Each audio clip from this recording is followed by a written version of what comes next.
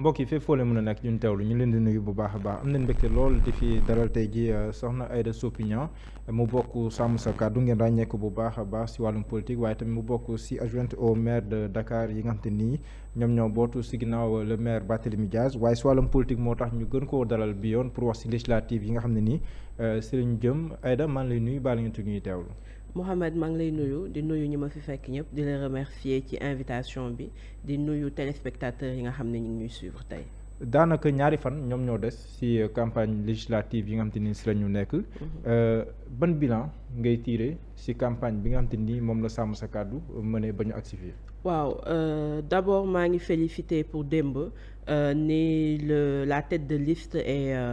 la coalition des leaders duggee au niveau du département de Dakar. di féliciter en même temps suñu tête de liste départementale Babacar Mbengue qui est en train d'abattre un travail colossal avec notre coordonnateur en l'occurrence Moussa Sy su ma leen fité naa ñëpp. mais bilan bi may def mooy aujourd'hui élection yi permettre nañu ak suñu liste ñu mën a def beaucoup de coins et de recoins. Même si amuñu temps wu def et les moyens aussi. Je pense que hier la tête de liste wax na ko ci émission bi mu doon def. pour faire tout le Sénégal. mais nous avons essayé de faire le maximum. mais en termes d'accueil en termes de sénégalais yi ni ñu doon xaaree liste bu mel ni sàmm sa kàddu moi je pense que c'est un bilan très positif. c'est un bilan très positif tamit dans le fait où en fait am nañu possibilité wu dem dans les départements yi nga xam ne on a pu y aller rencontrer suñu ay liste yi fa nekk suñu ay nuñ koy investir ci liste yi rencontrer les populations discuter ak ñoom wax leen suñu programme donc c'était une rencontre avec les populations sénégalaises et de ce point de vue moi je suis très contente ci ni mu demee. waaw si campagne bi dinañ ñëwaat si Dakar mais nemmeeku nañ si aussi ay scènes de violence li xewoon Saint-Louis la tête de liste de Pastef pointé du doigt la tête de liste de Sàmm Sa Kàddu wax ne que moom dafa recruter ay nervis ak ñoom si teg yëpp ba liy xew ndar xew après ay arrestation am si Sàmm Sa Kàddu ndax am na part de responsabilité si liy xew si violence yi ñu nemmeeku am déet. Sàmm Sa Kàddu amul part de responsabilité ci violence yi am Saint-Louis mais damay wax rek ni que violence yi njëkkewul Saint-Louis parce que en termes de violence bu ñu koy définir y a les violences physiques yi am mais aussi y a les violences verbales ak la violence psychologique ñun on considère que Sàmm Sa Kàddu dañu lancer suñu coalition premier jour lancement wu coalition bi la provocation am premier jour lancement coalition bi la des gens de Pastef bëggoon wut xeex ñu waaf le jour où ils ont attaqué Dakar où ils ont brûlé siège u Sàmm Sa Kàddu parce que même bu dee siège u Taxawu Sénégal siège u Sàmm Sa Kàddu la aujourd'hui gisuñu nit yéey ci yàbbi ci nous avons vu des gens faire des menaces de mort en disant nit ñi gànnaayu leen indi leen ay jaasi ak ay paaka yeeyuñu ci yàbbiwuñ ci xam nga tey c'est bien beau de jouer à la victime mais li may wax rek mooy dañuy ñaawlu li xew Saint-Louis di ñaawlu toute forme d'agression mais di wax ni en réalité nous avons bon dos bi ñu demee Koungheul di xeex Sàmm Sa Kàddu nekku fa bi ñu demee Agnam di xeex Sàmm Sa Kàddu nekku fa bi ñuy ñëw di fekk ay nit di leen dóor di leen agresser Sàmm Sa Kàddu nekku fa mais tey Mohamed damay attirer sa attention ci lenn gisoo benn caravane Sàmm Sa Kàddu où vous avez vu des gens yu yore jaasi ñu leen di naan nëbb leen jaasi yi gisu leen benn caravane Sàmm Sa Kàddu boo xam ni gis ngeen sécurité wu bu armé wu yore jaasi wala yore paaka pourtant moom mi jiiñaate en réalité sur les violences gis nañu ñi ko topp gis nañu les nervis yi ko topp gis nañu jaasi yi mu yor et xam nga des fois nit di nga avouer sax sa faute te doo ko tey nous l'avons vu en direct appeler au meurtre appeler à l'insurrection parce que quand il dit Sàmm Sa Kàddu dootul mës a campagne ci Sénégal fi mu ko jiitoo ci Farba Ngom la en disant que dootoo mësati nekk candidat Sénégal il est qui wala boog dafa jàppee boppam la joor et il n'a pas été inquiété parce que tey dafa am loo xam ni moom da koy fàtte mooy dès l'instant où il a été nommé premier ministre quel que soit degré de campagne bi parce que il veut faire la dichotomie en disant je suis waaw non mënul meeg xam nga dañuy ne am na ku ko daan wax naan l'habit ne fait pas le moine mais c'est par l'habit que l'on reconnaît le moine fii képp koo xam ni am na benn nomination bu ñu la mës a jox nga xam ni yow yaay njabootee ñëpp am na noo mës a taxawee et quand même la campagne électorale nous a permis de l'entendre def un aveu en disant que moom dafa am ñu mu njabootee ak ñi nga xam ni c'est des ennemis parce que jusqu'à présent dans le discours de Sàmm Sa Kàddu dans les actes de Sàmm Sa Kàddu ñun nous considérons que nous avons des adversaires politiques adversaire nag ak ennemi ndax traduirul yenn saa yi si sa tête de liste ni muy waxee tamit est-ce que de l'autre côté aussi yéen véhiculer woo leen benn discours de haine de du ma wax sax d'adversité mais saa yi sax discours de forte adversité pour ne pas utiliser beneen terme. Pas de discours d'adversité on répond à comment nous avons été interpellés te sama tête de liste lan la wax waxoo dëgg mu ne la waxoo dëgg lan la ñu bëgg ñun ñu laytaayee loo xam ni du dëgg c'est le ba tey suñu tête de liste ñëwul ne nañu jël la tête de liste de Pastef def comme Samuel Doe ñëwul def ay menaces de mort quelque et lui aujourd'hui qui veut être un donneur de leçons ñun yeggaguñu sax xalaatuñu sax yegg niveau bi mu yegg parce que ce n'est même pas le même style et jusqu'à présent dans notre discours nous avons dit nous ne provoquerons jamais démb vous avez vu ñoom bi ñuy romb barki démb les affiches de Amadou Ba de Barthélémy et cetera niñ ko doon xottee ñun démb bi ñu leen rombee ñoom ñu ñuy provoquer dañ leen ne bu leen laal affiche u jàmbur parce que dañu nekk ci ring boo xam ni ak nu mu mënti demee tooñante la tëkkuwante la mais à la fin c'est un discours que nous tenons à la population sénégalaise pour n'attendre que ñoom ñu juger et que ñu mën a choisir donc violence amul ci suñu côté mais nag défense am na ci suñu côté dem nañu Yoff di def suñu caravane ñoom ñu yéeg ci ay étages di ñu sànni ay xeer ba mujj wu ñu yeggali suñu caravane ici à Dakar waxuñu ci dañu ñëw ñu replier wu dem nañu Yoff ñu woo suñu coordonnateur ne leen ne ko le préfet ne ko am na tel et tel et tel bi ñu leen séenee le coordonnateur Moussa Sy mi ngi may dégg dafa ñu ne nañu jàdd may leen ñu jàll bi ñu demee ba war a jàdd seen siège dañu ne sécurité bi téye leen nit ñi parce que une foule tu ne peux pas la maîtriser mais tu peux essayer ba dañ leen romb nit ñaa ngi doon waxante et cetera on a évité parce que en réalité ñun nous considérons que nous ne sommes pas des ennemis mais nous avons entendu ci gémmiñam que ay ennemis lañu jusqu'à ce qu'il menace le président de la République parce que deful Samba am ndey ak Samba amul ndey on est dans une république on n'est pas dans un daïra nous ne sommes pas dans une royauté nous sommes dans une république loolu il faut que la tête de liste de Pastef mu mën ko comprendre. Après discours bi stop mooy discours d'apaisement wax na léegi ay ñoom bu ñu provoqué kenn bu ñu def dara ñu gis yow tamit sa tête de liste moom tamit mu répondre positivement à cet appel à l'apaisement. ndax war ñu woon njëkkee foofu. Je dis que ñun foofu la ñu mës a njëkkee quand il est parti faire une menace de mort parce que il faut qu'on dise les choses ñëw ne ko sa buntu kër laay démarrer. ñëw insulter ko de pair vous avez entendu la réponse de notre tête de liste non je dis dégg ngeen en réalité la réponse de notre tête de liste. Oui c'est vrai mais am na saaga bu jiitu woon. mais suñu tête de liste musu ko saaga moom en tant que tête de liste non mais suñu tête de liste musu ko saaga moom en tant que tête de liste il ne l'a jamais insulté mu répondre ko ne ko mënoo ma tere. Et il a accusé directement le ministre de la Justice ak le ministre de l'Intérieur. En fait Mohamed dama lay laaj ndax Sénégal la police elle est assez légère bay bàyyi ay milices di créer wu parce que l'accusation bi mu def Barthélémy Diaz ça veut dire que kon tey nit mën na xëy jënd say arme def lu la neex Sénégal te kenn du la yëngal et le ministère de l'Intérieur et l'État n'est pas au courant et il a en même temps avoué sa faillite. Parce que li mu fi wax nii yëpp c'est un aveu pour moi d'incapacité et d'incompétence mais ci moom la ñu gis arme ci moom la ñu gis jaasi ci moom la ñu gis ay nit ñoo xam ni à la limite ils sont plus que violents donc côté boobu man gëm naa ni ñun nous avons toujours eu un discours apaisant mais nous avons aussi toujours eu un discours pour montrer aux Sénégalais son visage c'est pas pour rien que suñu coalition ñu tuddee ko VAR mooy lan li nga wax démb bu uteeg li ngay wax tey wala li nga wax démb bu uteeg li ngay jëf tey amul beneen mot buñ ko mënul wax ak peut-être ma wax ko ci français que mensonge mooy gën a tegg ne que nga wax ko ci wolof te loolu foofu la ñu yem on n'a jamais appelé à la violence, mais nous avons dit que ku ñu dóor dinañ fayu. Nous avons appelé, nous avons dit que le ministre de l'Intérieur, que l'on prenne leurs responsabilités. Parce que imaginez, je donne juste un exemple boo xam ni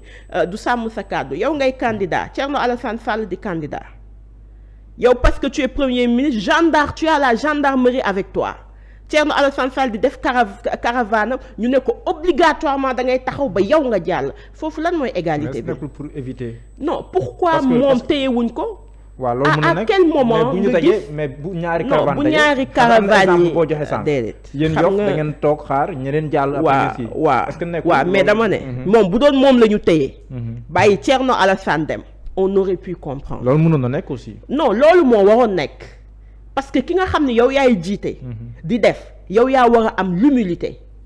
ñu téye sa caravane démb quand il a menacé notre tête de liste je pense que c'est avant-hier pourquoi ils ont barricadé Cheikh Diaz ba mënul génn moom ñu bàyyi ko mu dem pour protéger ko waaw non mais pour protéger ko mooy il fallait le rappeler à l'ordre parce que c'est lui qui a fait appel à insurrection et appel au meurtre parce que boo ñëwee nga ni un candidat dootoo mës a def campagne Sénégal man gisaguma un homme politique qui a eu l'audace de faire des menaces au vu et au su de tout le monde. mais léegi nee na yow na ko. non du léegi nee na ko. dem ngeen campagne fi mu ko waxee. la ko warul woon wax. parce qu'il a des responsabilités. en menaçant le président de la République. ah da ko menacé. waaw parce que quand il dit nous prendrons nos responsabilités am naa nit ñi am naa moyens yi. en menaçant l'armée la gendarmerie en menaçant l'État. alors que moom il doit représenter l'État wax naa la ko sànq par rapport à ses responsabilités donc ce qui veut dire que ñun nous voyons que mi ngi bëgg dem dans un État dictatorial heureusement que le président de la République ne l'a pas suivi dans ses délires et ça il faut le dire moo tax démb tamit muy naan le président de la République vos ennemis Mohamed man voté lu ma Pastef mais son excellence Bassirou Diomaye Faye est mon président de la République ni mu waree sécuriser un militant du PASTEF noonu la ma war a mën a man sécuriser même bu doon dama ñëw fii di ko xas matin midi soir parce que c'est mon président ça c'est les règles de base xaw ma nag moom fu mu jàngee ak est-ce qu'il comprend même en réalité c'est quoi une république mais il nous a démontré que bon d'accord am na yoo xam ni maîtriser wu ko démb def ngeen caravane bu mobiliser sax bàyyi ko ay Grand Dakar Dieuppeul ba fi ngeen jaar yëpp mais Ndakaaru soxal na leen lool sax mais soxal na Pastef aussi politiquement ndax jàpp nga ne présidentiel bi gis nañ écart bi amoon ci diggante le candidat Khalifa Sall ak le candidat Bassirou Diomaye Faye bi yoon ndax jàpp nga ne écart boobu Babacar Mbengue wala Barthélémy Dias mën na koo dëpp ba ngeen gagné Dakar ci kanam Pastef Ousmane Sonko écart boobu déjà en termes de mobilisation dëpp nañ ko je rappelle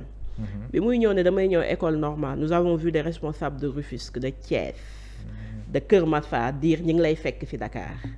alors que nous hier la mobilisation c'est des Dakarois de manière spontanée qui sont venus amul car bu jógee Pikine xam nga Pikine a gën a jege amul car bu fa jógee alors que eux ils ont dû en réalité mobiliser le Sénégal pour mën a ñëw face ak aux Dakarois donc ci côté boobu rek nous avons donné une réponse parce que balaa ngay naam ne fa te nit ki balaa ngay peser da ngay peser yow li nga am doo jël mboq ak dugub ak ceeb peser ko ne am naa ration wu ceeb sa ceeb fa ngay yem et ils ont pas eu ce courage là deuxièmement je pense que les Sénégalais savent voter malheureusement bi ñuy dem ci élection présidentielle yi avant ça il a eu la possibilité jaxaseeg le candidat Khalifa Ababacar Sall avec la population sénégalaise notre tête de liste aujourd'hui mais en 8 mois les gens ont su démêler le vrai du faux c'est pas pour rien que suñu coalition ñu tuddee ko VAR c'est pas pour rien que ñuy dem ci sénégalais yi ci Dakar waaye di discuter ak ñoom et c'est pas pour rien que nous avons choisi une tête de liste en la personne de Babacar Mbengue qui a su prouver au niveau de sa mairie qui en étant au niveau de l'Assemblée nationale a été l'un des députés les plus imperturbables qui n'est jamais entré dans des batailles de xeex ak yooyu mais qui tout le temps posait des questions et donnait des réponses moo tax ñun ci li ñu gën a insister quand on faisait la liste c'est de voir les profils quel Dakarois pour quelle politique pour Dakar et je pense que ci question boobu nous avons répondu il n'y a pas de tendance à renverser il y a des Sénégalais en réalité à convaincre Il y a des Sénégalais à aller chercher et à leur montrer le programme que nous avons. Il y a une vision aujourd'hui très très personnifiée bu ñu war a déconstruire. Je rappelle Mohamed ci Wade lañ doon dégg nit ñi naan je suis la constante. Et nous avons combattu cette constante-là. Nous nous sommes dit qu'aujourd'hui, pour fi ñu war a jëm, on n'a pas besoin de messie. On a besoin le mot projet aujourd'hui est galvaudé, mais on a besoin d'une vision. Une vision bi nga xam ni au-delà des hommes da leen di dépasser, mais niñ koy mettre en œuvre képp koo xam ni ñëw nga di nga ko mën. C'est la raison pour laquelle boo gisee la liste de Sàmm Sa Kàddu qui est une liste très hétérogène. Di nga gis ni y a des profils, y a des gens qui ont prouvé. Malheureusement, on s'est trompé sur un profil. Waaw, mais on apprend de nos erreurs. waaw nee na c'est lui qui s'est trompé. Non, c'est nous qui nous sommes trompés. Parce que moom moo ñëw ci ñun. Donc waaw. Mais coalition bi ñu annoncé que par exemple Taxawu PUR ak ñin si ànd ak yëpp loolu dañoo jàpp ne dëgër la, mais est-ce que mobilisation bi ngeen soxla woon de tous les alliés.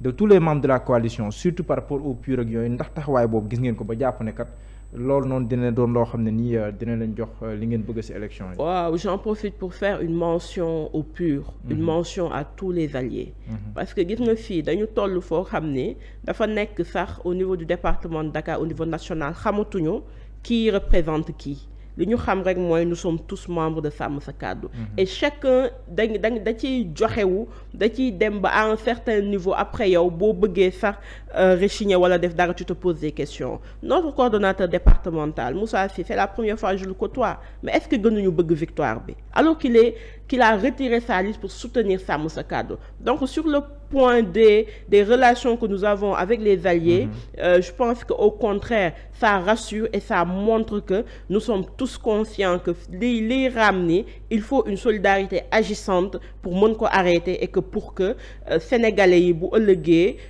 malheureusement le casting pour la présidentielle c'était pas le bon casting, mais les législatives. Non, je parle pas du président Bassirou Diomaye. Parce que quand je dis que ce n'est pas un bon casting, moi le président Diomaye Faye on lui donne même pas la possibilité de véritablement gouverner. Moo tax c'est pas un bon casting. Parce que ki nekk ci moom mooy Mimi, aujourd'hui il fait ce qu'il veut, il menace, et il est temps que le président Bassirou Diomaye Faye, qui a prêté serment devant les Sénégalais, puisse arrêter, siffler la fin de la récréation mu xam fi mu taxaw. Donc pour revenir sur le sujet, les alliés, il y a une bonne ambiance, il y a un travail sur le terrain boo xam ne ñu ngi koy def, et inch'Allah di ñaan yàlla may ñu ndam. Côté programme am na ñu leen di reprocher yéen que à part la VAR ak yooyu nii côté proposition dafa des ndax critiques yooyu jàpp nga ne ce sont des critiques qui tiennent. Ce ne sont pas des critiques qui tiennent parce que hier notre tête de liste xaw toj na lan mooy programme bi qui s'appelle le Sénégal. Mais ñoom bu ñu reprocher mbiru programme nañu reprocher keneen ki nga xam ne moom lenn rek mooy programme am mooy dans chaque localité bu mu dem sosal fa nit. Dans chaque localité bu mu dem il faut que mu am ku mu fa sosal. Parce que en réalité xam na ni mënuñu won des preuves depuis 8 mois de réalisation. Xam na ni mënuñu won des preuves que li ñu doon xaar ci moom réglé na ko, mais c'est souvent l'enfer c'est les autres kee li mu def kii li mu def et cetera alors que moom on l'avait élu. si même lancé boobu maanaam. non ñun ci lancé wu VAR rek dinañ ko VAR. mais proposition aussi est-ce que côté boobu. non ci proposition yi def nañ ko. Parce que peut-être qu'en nous adressant à la presse, nous avons tenu à répondre au nom de notre coalition, le VAR. Mais néanmoins, avec les populations, nous leur avons donné des propositions très claires. Le programme Sénégal, c'est un programme très détaillé qui touche tous les secteurs et bi nga xam ni même en proposition d'emploi, parce que c'est au niveau de l'Assemblée nationale que le budget est voté, que le budget est révisé. Donc au président de la République, à quelles que soient ses volontés, c'est au niveau de l'Assemblée nationale qu'il a amené les moyens de le faire. Hier, notre tête de liste a parlé du social, de la santé, de l'équité, etc. Naka lañ koy tegee, et le programme est très bien détaillé parce que quand même nous, comme certains qui avait parlé d'un projet qui finalement est devenu une proposition. Nous, on a eu le temps de penser un programme, de le proposer et de le mettre devant les Sénégalais. Donc, lolo, c'est une critique qui ne tient pas. Avec vos intercoalitions, est-ce que la cohabitation est possible? Elle est plus que possible. Elle est aujourd'hui plus que possible. Et elle est plus que possible. Parce que nous avons vu que de l'autre côté, il tremble. C'est la raison pour laquelle nit ki ñëwoon ne transhumant du mës a ñëw mooy wër di woote. Ba pare, à la limite, moi je pense qu'il doit être un cas d'école quand nous apprendrons à nos enfants que mentir n'est pas bon. Parce que naka lay ñëwee devant des gens mu ne musuma woo kenn. Même pas 2 heures de temps, Bara Gaye weddi la. Même pas 48 heures hier, Gallo Ba, je pense que c'est comme ça qu'il s'appelle. Gallo Ba, oui. On l'a entendu dire, dañ ma woo wax ma naa leen ñëw jàppale au niveau du département, nu ñu koy waxee au niveau de Mbacké. Oui. Qui dit la vérité? Madiambal Diagne a fait hier des révélations yoo xam ne je pense que les gens quand ils ont voté pour une rupture c'était pas pour ça di wër di jox ay mains ay 15 millions 20 millions c'était pas pour ça te ba jusqu'à présent démentiruñ ko jusqu'à présent avant même Madiambal di ko wax nous avons eu des échos de ce qui est en train de se passer. Pourquoi ils ont autant peur? Parce que tey gis nañu ñoo xam ni avant même d'être au pouvoir ils étaient d'une certaine arrogance nit ki buy ñëw ci ñoom sax pour ñoom dañ leen di sarax tey ñoom ñooy dem di wëri ay transhumants ñoom ñooy ñëw di taxaw di yëkkati loxo Mame Boye Diao Doura Baldé. De quoi ils ont peur? Parce qu'ils se rendent compte que le mythe est en train de s'effondrer. Est-ce que le mythe s'est complètement effondré? Xawma. Est-ce que le mythe c'est lamentablement effondré? Xawma. Mais je sais que c'est en train de s'effondrer et la coalition, l'intercoalition est un moyen pour nous de faire en sorte que les Sénégalais bañ a gën a dugg ci piège bi nga xam ne ñoom tendre nañ leen ba teg nañ ci benn tànk. Mais tamit est-ce que tamit opposition bi mi ngi rassurer Sénégalais que nekkul ci posture blocage au cas où cohabitation wala lu mel noonu. Non, nekkuñu dans une logique de blocage parce que je pense que loolu il faut que tout le temps ñu koy éclairer. Ils ont sorti les mots de la tête de liste de son contexte. Mais nous sommes dans une logique de faire respecter le choix des Sénégalais. Avion di daw ak yooyu noonu. Non, waaw, mais nous sommes dans une logique de faire respecter le choix des Sénégalais. Si les Sénégalais décident que c'est l'opposition qui est majoritaire au niveau de l'Assemblée, dafay am lu ciy topp. li ñuy bañ rek mooy ñu def ñu comme ni ñu def bi ñuy dissoudre Assemblée mooy ne pas respecter la parole parce que écrit c'est la parole. Le président de la République quand il signe qu'il pleuve ou qu'il neige xanaa mu am catastrophe naturelle boo xam ni kenn mënatul téye les gens doivent être tenus de respecter. Lui-même, il doit être tenu de respecter parce qu'il va de sa signature, il y va même de la crédibilité des promesses que demain il fera. Ñu ñëw ñu jàdd yoon bi ñu ñëwee ci la dissolution de l'Assemblée. Moo tax en termes d'avertissement, nous leur disons que nous allons vers des élections. Si le peuple est assez conscient et dit que l'opposition sera majoritaire, il faut que le président de la République puisse se plier. Et affaire bi ni ñuy dawee ni ça, les menaces qu'on est en train de faire au président de la République, pour moi, li indi une stabilité, moins que l'opposition ait une majorité pour protéger le peuple, mais pour protéger les institutions. Parce que tey ils sont galvaudés, kenn respecté tout kenn wax lu la neex bay naan bay tutoyer, je dirais même pas tutoyer, mais quand un premier ministre se permet de tutoyer celui qui l'a nommé, il y a un problème. Te mosuma ko gis mosaguma ko gis bokk Sénégal premier ministre en fonction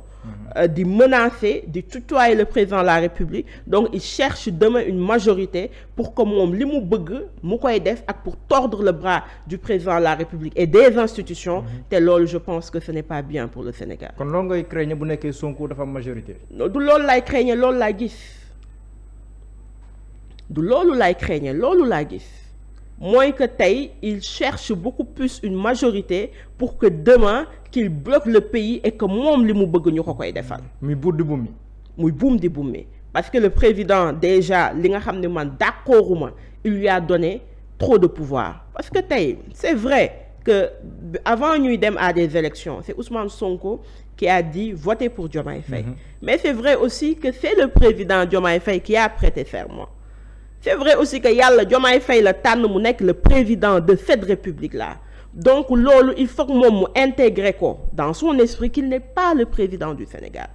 mi ngi ñëw naan dañ may saaga mais moom kan la saagawul fii Sénégal kan amul kan la tutoyewul amul et il ne bénéficie pas heureusement de l'article 80 parce que lim ñu jàngal dinañ ko taril il faut que moom côté boobu mu gën a yaatal xolam yaatal dënnam te xam ni dinañ ko critiquer dinañ ko vaar te les mensonges qu'il est en train de dire dinañ ko wan Sénégalais yi c'est aussi simple que ça. amoon naa mbégte lool dalal la soxna Aïda yan kàddu moom ngay tàggatoowee ak la ngay dénk ñu ni seetaan war a voté ji dimanche incha allah. waaw di la remercier Mohamed ci ni ñu toogee nii. Je pense que bu doon feneen peut-être dinaa éviter pour dem. parce que boo gisee sama kanam rek xam ne je suis très fatigué. avec la campagne. mais nous voyons le travail que vous êtes en train de faire. et c'est toujours une fierté de génération. li may wax les téléspectateurs mooy il faut faire le bon choix. Et le bon choix ici à Dakar, c'est de voter la liste Sàmm Sa Kàddu. Le bon choix sur le plan national, c'est de voter l'opposition pour que tey mu am un équilibre. Le bon choix, c'est de respecter la parole bi nga xam ni moom le président Sonko waxoon en disant que donner du pouvoir, donner une majorité à l'opposition, ce n'est pas affaiblir le pouvoir. Aujourd'hui, faisons un choix de raison, faisons un choix éclairé, ne suivons pas nit koo xam ni daf ñu jàppee ay bouton naan activer naa la désactiver naa la te ñi muy activer ak ñi muy désactiver en réalité njabootam nekkuñu fa te bi ñuy wax tey 83 Sénégalais yi décédés je pense que méttit luwu ko parce que moom doomam dañ ko tere rek mu dem jàngi muy jooy parce que tamit ku ci nekk sa doom sa xol la sax mais qu'il soit conscient que les gens ne sont pas des moutons yoo xam ni day bës di bummi et je pense que l'insulte sax a dépassé le fait d'être des moutons il les trouve comme des robots yoo xam ne c'est lui qui les téléguide donc montrons-lui que nous sommes des citoyens conscients et des citoyens yi nga xam ni on est capable de faire le bon choix et le bon choix c'est de voter pour la liste Sàmm Sa Kàddu c'est les derniers mots que j'avais en te remerciant Mohamed. jërëjëf soxna Aïda Niang amoon nañ mbégte lool dalal la fi may fàttali ne Sàmm Sa Kàddu nga bokk amoon nañ mbégte lool dalal la ñoom lañ amoon mbégte jàkkaarloog yéen Omar Pène moo nekkoon ci xarala bi wala leen ci programme jaa ngeen jëf.